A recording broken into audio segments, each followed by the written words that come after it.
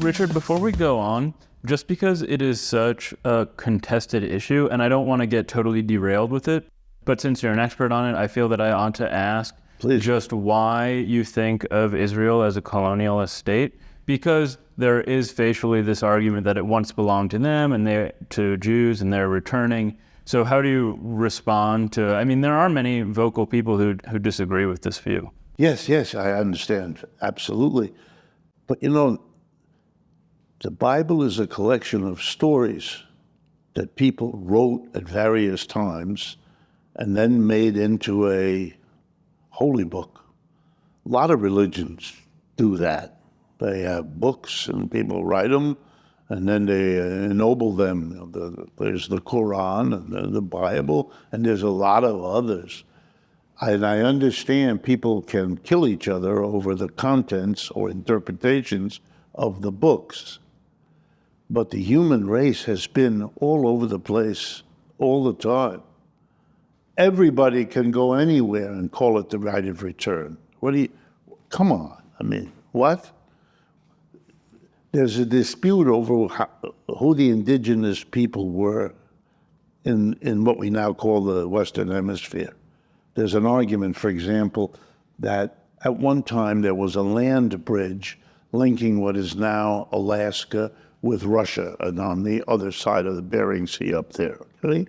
Okay, on that theory, which has lots of support, we are all Asians. The Chinese arrive and say, hey, this is ours. We're coming back. We shouldn't have gone across there. We were hounded by evil. Stop. I mean, yes. Is there a story to be told here? Yes. This was once peopled by. But are you going to kill each other over real estate?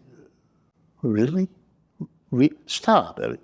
We're talking about the planet, people who have moved around the planet.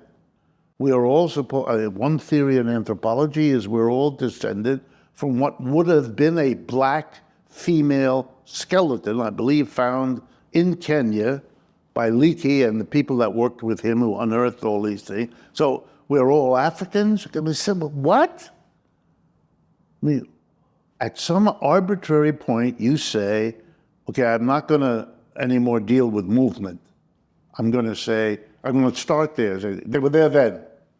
Yeah, but they weren't always there then. They were somewhere else. And if you want to start at the beginning, then we're all Africans, which all these people will agree, oh, I don't want to do that.